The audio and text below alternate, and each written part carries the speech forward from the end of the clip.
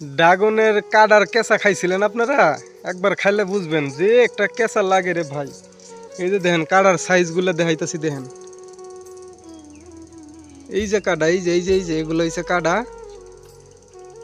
তো কেমন দেখা যাইতেছে আমি বুঝতেছি না।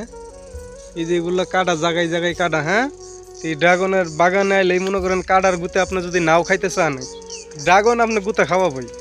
এটা হচ্ছে ড্রাগনের গাছের একটা পেশা। হ্যাঁ, তো আপনারা যদি বাগানে প্রবেশ করেন, যে তো এই যে আমরা কত সুন্দর রাস্তা না, এই বিধি সুন্দরভাবে হাইটা যায় মাঝখান দিয়ে।